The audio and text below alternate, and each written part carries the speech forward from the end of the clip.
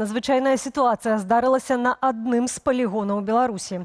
Загінуў курсант 3-го курсу вайсковай акадэміі. Як паведамляе Міністэрства абароны, трагедыя адбылася падчас дэсантавання з самалёта Ан-2.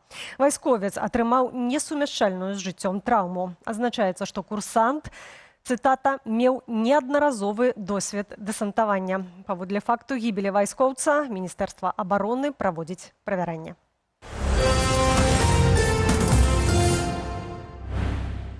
Сілавікі атрымалі права аператыўна абмяжоўваць доступ да інтэрнэт-рэсурсаў і паслугаў электрасувязі. Адпаведная пастанова ўраду ўжо набыла моц. Згодна з дакументам, непажаданыя сайты могуць блакаваць па патрабаванні генпракурора, кіраўнікоў КДБ, следчага камітэту, Міністэрства ўнутраных справаў ці іншых упаўнаважаных асобаў. Па запыце сілавікоў Дзяржаўная інспекцыя электрасувязі абавязаная ўключыць рэсурс у спіс абмежаваных і паведаміць пра гэта правайдеру цягам гадзіны. У сваю чаргу правайдер цягам 4 гадзінаў мае закрыць доступ да сайту. У дакуменце падрабязна прапісана, як блакуецца доступ паводле даменнага імя ці IP-адрасаў, у тым ліку ўсіх паддаменаў. Асобна рэгламентуецца і абмежаванне паслуг электрасувязі. Па звароце сілавікоў аператар можа цалкам спыніць абслугоўванне абанента, у тым ліку мабільную сувязь і інтэрнэт. Абмежаванне дзеяць да 6 месяцаў, пасля чаго паслугі могуць быць спыненыя канчаткова, калі не паступіць рашэнне аб аднаўленні. Беларусы ідуць ваяваць супраць украінцаў. Толькі за паўгода сёлета як найменей 596 нашых суайчыннікаў падпісалі кантракт з расійскай арміяй і пайшлі на вайну. Сярод іх актор і нават сын экс-кандыдата на прэзідэнта Беларусі. Што кіравала гэтымі людзьмі? Ян Федарович. Украінскі праект «Хачу жыць» апублікаваў звесткі 596 грамадзянаў Беларусі, якія падпісалі кантракт з расійскім войскам у першым сёлетнім паўгоддзі. Яны выправіліся забіваць украінцаў. Мы ў абсалютна выпадковым парадку абралі 5 прозвішчаў са спісу, каб знайсці ў іх штось агульнае. І запыталі інфармацыю ў аб'яднання «Белпол». Як выявілася, 3 з 5 гэтых асобаў у Беларусі прыцягвалі да крымінальнай адказнасці.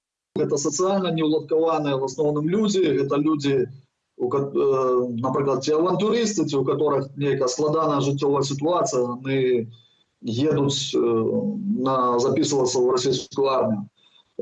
Я не думаю, что гэта категория людей, да их можно догрукаться праз нейкія там незалежніцкія сродкі масавай інфармацыі. Ёсць у спісе і адносна вядомыя людзі, напрыклад, Сергей Агафонаў. Гэта актор, які здымаўся ў расійскіх серыялах. Яшчэ адзін чалавек са спісу былы студэнт гістфаку БДУ і кіраўнік руху «Антимайдан Мінск» Іван Вус. Ён сын кандыдата на прэзідэнта Беларусі ў 2010-м Дмітрыя Вуса. Вам не трэба паміраць за расейцаў. Украінскія і беларускі народы ніколі не былі ворагамі. Нам няма чаго дзяліць. Не дазваляйце расійскім шавіністам выкарыстоўваць вас у сваіх мэтах. Калі вы хочаце захаваць сваё жыццё, звяртайцеся на гарачую лінію праекту «Хачу жыць». І мы дапаможам вам вярнуцца да сваіх сем'яў жывымі і здаровымі. Раней праект «Хачу жыць» публікаваў спіс з 742 беларусаў, якія ваявалі або працягваюць ваяваць супраць Украіны. Адметная ў гэтай справе пазіцыя рэжыму Лукашэнкі. Нягледзячы на наяўнасць у нашым крымінальным кодексе артыкулу за наймецтва, у Беларусі людзей, якія ваююць за Расею, да адказнасці не прыцягваюць. Гэта так называемыя ідэалагічна блізкія элементы, якія цалкам зразумелыя уладзе, рэжыму, яны не ствараюць для рэжыму Лукашэнкі фактычна ніякай небяспекі, таму што гэтыя людзі расцірушаны па вайсковых частках расійскіх. Станам на гэты красавік было вядома пра сама меней 96 грамадзянаў Беларусі, якія загінулі за Расею на вайне супраць Украіны. Ян Федарович, Белсат.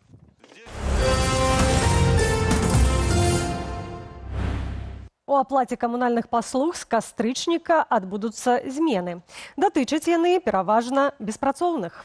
У Міністэрстве жыллёва-камунальнай гаспадаркі распавялі, што незанятым у эканоміцы давядзецца плаціць паводле поўных тарыфаў за ўсё жытло, якім яны валодаюць. Падрабязней Ірына Дарфійчук.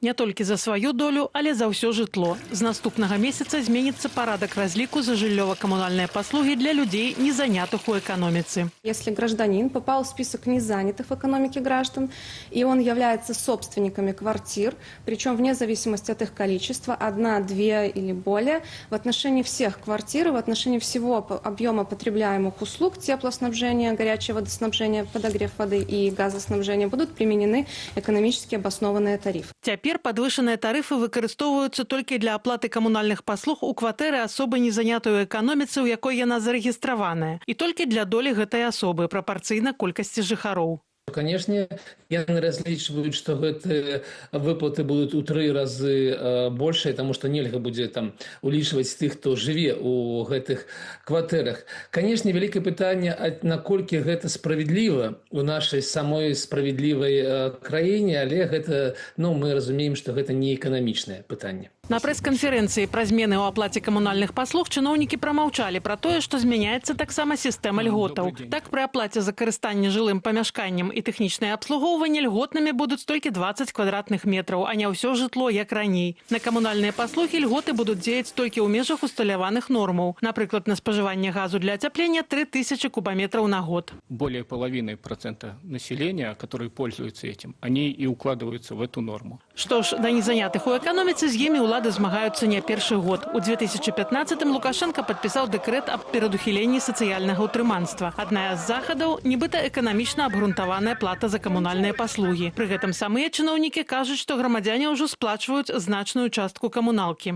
По нашим данным, уровень возмещения составляет 81,5%.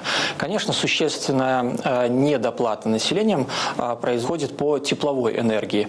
Все остальные услуги у нас уже давно вышли на уровень 100% возмещения. Але ці сапраўды падвышаныя тарыфы абгрунтаваныя эканамічна? Задаецца рытарычным пытаннем Александр Кнырович. Чаму кошты гэта эканамічна абгрунтаваныя і кошты польскія, дзе няма ніякіх ільготаў, амаль аднолькавы? Як гэта у вас атрымліваецца, калі у вас газ па цане ў 2,5 разы меней, чым для Польши, калі у вас заробкі ў 3 разы меней, чым у Польши?